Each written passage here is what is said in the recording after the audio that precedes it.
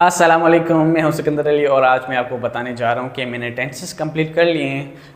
Tenses के मैंने states verb भी कंप्लीट कर लिए हैं और इसके अलावा मैंने वहां पे पॉसेसिव वर्ब्स भी कंप्लीट कर लिए हैं। आपको शायद स्टेट्स वर्ब और पॉसेसिव वर्ब्स का पता नहीं हो, मैंने मगर वहां पे पढ़ा लिए अच्छी तरीके से। आपको अच्छा फ्यूचर का भी होगा, पास्ट का भी होगा और प्रेजेंट के भी मैंने आपको वहाँ पे स्टेट्स वर्ब पढ़ा लिए हैं। मेरे यूट्यूब चैनल पे यहाँ पे मौजूद होंगे सारे लेक्चर्स। आप वहाँ पे प्लेलिस्ट में जाके इंग्लिश लैंग्वेज का कोर्स लिखा होगा फ्री में, वो आप अटेम्प्ट कर सकते हैं और अच्छे तरीके से अपनी इंग्लिश को इम्प्रूव कर सकते हैं। अच्छा, टेंसेस वगैरह आपने शायद स्कूल में भी पढ़े होंगे, तो वहाँ पे पॉसेसिव वर्ब्स जो होते हैं वो स्टेट्स वर्ब होते हैं, उन पे इतना ध्यान नहीं देते हैं क्योंकि टीचर्स के पास इतना टाइम नहीं होता, लिमिटेड टाइम होता है एक साल के लिए। उसको सारे चैप्टर्स पढ़ाने होते हैं, उसको सारे काम करवाने होते हैं, टेस्ट वगैरह लेना, कंडक्ट करना। उसके बाद उसके ग्रामर का पोर्शन होता है, ऐसे का, एप्लीकेशन का, वर्ड अपोजिट होते हैं, मस्कुलाइन फेमिनाइन्स होते हैं, ये सारे करवाने पड़ते हैं, जिसकी वजह से वो क्या इन चीज़ों पर इतना ज़्यादा नहीं करते। ग्रामर में वो आपको आर्टिकल्स पढ़ाते हैं, पार्ट्स ऑफ स्पीच के बारे में थोड़ा बताते हैं। उसके बाद आपको जो लैंग्वेज के जो पार्ट होता है, जो टेंसेस वगैरह पढ़ाते हैं वो पढ़ाते हैं, मगर बहुत कम पढ़ाते हैं। जिससे पॉसेसिव वर्ब्स हो गए, स्टेट्स वर्ब होते हैं। पॉसेसिव वर्ब्स कौन से होते हैं? जैसे कि मैं कहता हूँ कि आपके पास गाड़ी है, उसके पास गाड़ी है, मेरे पास पैसे हैं, उसके पास बंगलो है। इस तरह के सारे सेंटेंस होते हैं, वो पॉसेसिव वर्ब्स होते हैं। और स्टेट्स वर्ब्स जैसे कि मैं बीमार हूँ, वो अमीर है, वो छोटा है, वो बड़ा है। और पॉसेसिव जो वर्ब्स होते हैं वो पास्ट, फ्यूचर और प्रेजेंट तीनों के होते हैं, और तीनों के सीखना बहुत ज़रूरी होता है। तो मैंने वहाँ पे यूट्यूब चैनल पे एक डिटेल में आपको बताया कि किस तरह से उसको यूज़ कर सकते हैं, वहाँ पे उसके हेल्पिंग वर्ब कौन से होते हैं और किस तरह से आप प्रैक्टिस करो। दूसरे आपके जो लैंग्वेज में होते हैं वो मेन होता है पॉइंट स्ट्रक्चर्स मैंने अच्छे तरीके से पढ़ाए हैं। वहाँ पे स्ट्रक्चर्स बहुत ज़रूरी होती है। जब एक इंग्लिश लैंग्वेज आप जब बोलते हो तो आपको बड़ी हेल्प मिलती है स्ट्रक्चर से। जैसे कि मैं आपको वहाँ पे मैंने एक कीप ऑन स्ट्रक्चर पढ़ाया है, जिसे हम यूज़ करते हैं कि करते रहते हो। वो स्कूल जाता रहता है, वो काम करता रहता है, जो डेली रूटीन में हम जो काम करते रहते हैं। तो इस तरह के सेंटेंस आप किस तरह से बनाओगे, वो एक कीप ऑन स्ट्रक्चर से वो मैंने आपको डिटेल में पढ़ाया है कि कीप ऑन किस तरह से आप उसको यूज़ करो और किस तरह से आप इस्तेमाल करो। उसके मैंने नेगेटिव, इंट्रोगेटिव, अफर्मेटिव सेंटेंस सारे बनाए। और स्ट्रक्चर्स बड़ा ये हेल्पफुल होता है कि आप कोई काम करते रहते हो, कि किसी को कहते हो कि भाई आप ये काम करते रहते हो, वो लड़का यहाँ पे आता रहता है, मैं वहाँ पे जाता रहता हूँ, मैं तो अक्सर पढ़ता रहता हूँ। इस तरह के सारे सेंटेंस आप उस स्ट्रक्चर की हेल्प से बनाते हो। आप स्कूल में ये नहीं पढ़ते होंगे कि कीप ऑन किस तरह से यूज़ करना है। कीप ऑन आपने शायद सुना भी ना हो, अगर आपने लैंग्वेज का कोर्स नहीं किया होगा तो आपको पता नहीं होगा।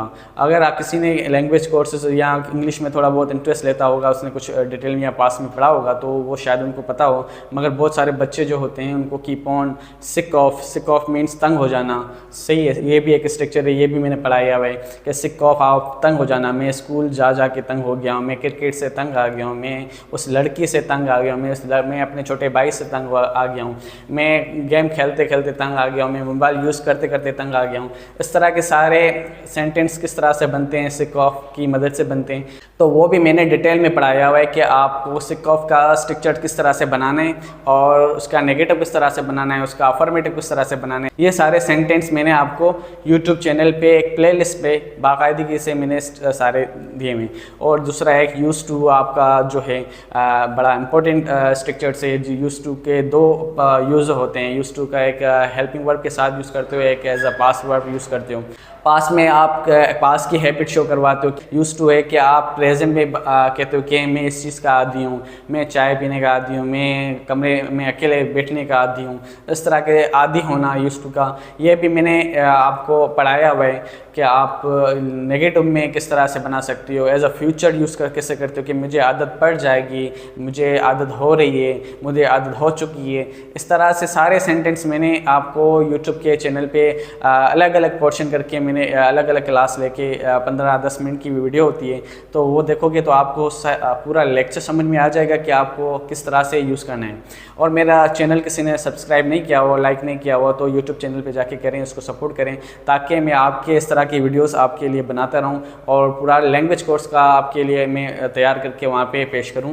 दूसरा स्ट्रक्चर ये है कि मैंने फील लाइक का भी एक स्ट्रक्चर वहाँ पे पढ़ाया हुआ है कि फील लाइक मीन्स आप कोई चीज़ खाने का दिल चाह रहा है, मेरे स्कूल जाने का दिल चाह रहा है, मेरे आइसक्रीम खाने का दिल चाह रहा है, मेरा बिरयानी खाने का दिल चाह रहा है, मेरा क्रिकेट खेलने का दिल चाह रहा है। इस तरह के सेंटेंस होता है जिसको जी चाहना या दिल चाहना, इस तरह के सारे सेंटेंस हम क्या है फील लाइक के हेल्प से बनाएंगे। फील लाइक हमारा एक स्ट्रक्चर है, वो भी मैंने आपको डिटेल में पढ़ाया हुआ है वहाँ। दूसरा मैंने स्ट्रक्चर पढ़ाया है फॉन्ड ऑफ। फॉन्ड ऑफ की मीनिंग है कि शौकीन होना, कि मैं आइसक्रीम खाने का शौकीन हूँ, मैं क्रिकेट खेलने का शौकीन हूँ, मैं मोबाइल चलाने का शौकीन हूँ, मैं पढ़ने का शौकीन हूँ। इस तरह के आप अक्सर अपने लैंग्वेज में, अपने ज़बान में आम तौर पे आप बोलते हो तो आप वो यूज़ करते हो कि मैं इस चीज़ का शौकीन हूँ। आप किस तरह से बोल सकते हो, ये आप फॉन्ड ऑफ की हेल्प से बनाते हो और उसको अच्छे तरीके से बोल सकते हो और उस पर प्रैक्टिस कर सकते हो। ये सारे स्ट्रक्चर्स आपके इंग्लिश को बहुत ही अच्छा और ज़बरदस्त इम्प्रूवमेंट लाएंगे। आपके लिए जो ये स्ट्रक्चर्स होते हैं वो बड़े हेल्पफुल होते हैं आपको इंग्लिश को इम्प्रूवमेंट करने के लिए। जब आपको ये स्ट्रक्चर्स नहीं होते फिर आपको ऐसा कन्फ्यूजन होती है इसकी मीनिंग क्या है, या आपको पता भी होता है तो आप इस तरह से स्ट्रक्चर्स बना नहीं सकते उस टाइम पे, एट ए टाइम पे, कि आप उस टाइम आप फ्लुएंटली बोल सको। मगर ये आप स्ट्रक्चर्स पहले ही पता होगा, आप इसको इस तरह से यूज़ करोगे, प्रैक्टिस करोगे तो आपको बोलने के लिए अब बहुत ही आसान हो, आसानी तरीके से आप बोल सकते हो। ये सारे स्ट्रक्चर्स मैंने यहाँ पे पढ़ा लिए हैं। आप उम्मीद है आप जाके देखोगे और आप चैनल को लाइक और सब्सक्राइब ज़रूर कर लेना। और दूसरे भी बहुत सारे स्ट्रक्चर्स है वो मैं आपको आगे चल के मैं पढ़ाऊँगा और आपकी इंग्लिश के लिए मैं मेहनत भी कर रहा हूँ कि आपको अच्छे तरीके से मैं पढ़ाऊँ और अच्छे तरीके से नए नए स्ट्रक्चर्स लेके आऊँ ताकि आपको इंग्लिश को अच्छी तरीके से आप इम्प्रूव कर सकूँ। दूसरा ये है कि मैं जनरल साइंस का भी लेक्चर्स दे रहा हूँ जिसको जॉब की प्रिपरेशन करनी होती है, जैसे आपको GST WST वगैरह टीचर्स में लगने के लिए, या तो कोई पुलिस वगैरह में जा रहा है या तो दूसरी बहुत सारी वैकेंसी आ रही है, तो उनके लिए भी आपको साइंस पढ़ना बहुत ज़रूरी है। साइंस में जो जनरल नॉलेज आती है उसका यहाँ साइंस का अलग से पोर्शन आ जाता है तो बड़ा मुश्किल होता है अगर किसी ने तैयारी नहीं की हुई। दूसरा मैं पढ़ाने जा रहा हूँ साइंस, जनरल साइंस, जो आपके हेल्पफुल होगी जब आप टेस्ट के लिए जाते हो, आप प्रिपरेशन करते हो टेस्ट के लिए, तो आपको बेसिक साइंस पता होनी चाहिए। 6, 7 और 8 क्लास की मैक्सिमम आपको इतना तो पता होना चाहिए। जब आपको ये 3 बुक्स हो जाते हैं तो ये जनरल साइंस में आपको फिज़िक्स भी आ जाती है, केमिस्ट्री भी आ जाती है और बायोलॉजी वगैरह के कुछ टर्म्स आ जाती हैं, वो आप सीख जाओगे। बेसिक आपको पता चल जाएगा कि ब्रेन को क्या कहते हैं, नाक है, टंग है, आपके थोड़ा डाइजेस्टिव सिस्टम है, उनके बारे में आपको थोड़ा पता चल जाएगा। ये आपके जनरल लाइफ में भी बहुत ज़्यादा काम आएगा। और इसके अलावा आपके जो एग्ज़ाम में आप जब जाते हो टेस्ट के लिए तो वो अक्सर सवाल ऐसे ही पूछते हैं जो जनरल साइंस में आते हैं, वो इजी होते हैं, इतना मुश्किल नहीं होते हैं। मगर मसला ये होता है कि हमारी जो तैयारी होती है वो नहीं होती। तो आपको जो जनरल साइंस है वो पक्की कर लेनी है। एक जनरल साइंस, दूसरा मैथ है, तीसरी इंग्लिश।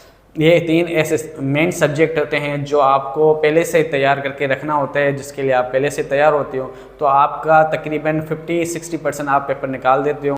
बाकी जो दूसरे सब्जेक्ट होते हैं जैसे लैंग्वेज के सिंधी हो गया या उर्दू हो गया, इस्लामात हो गया, इस तरह के जो सब्जेक्ट होते हैं वो बाद में आप उसको टच करते हो तो आपका कवर हो जाता है। मगर आपका मैथ, साइंस और इंग्लिश ये बड़ा उनका लंबा कोर्स होता है जो एट ए टाइम आप उसको पढ़ोगे, समझोगे तो इतना टाइम नहीं होता, तो आप उस टाइम पढ़ना स्टार्ट करते हो मगर फिर आपका पेपर निकल नहीं पाता क्योंकि आपकी जो तैयारी होती है वो इनफ नहीं होती, काफ़ी नहीं होती। आपको उसको अच्छा टाइम देना चाहिए ताकि आप उसको ज़्यादा से ज़्यादा कवर अप कर सको।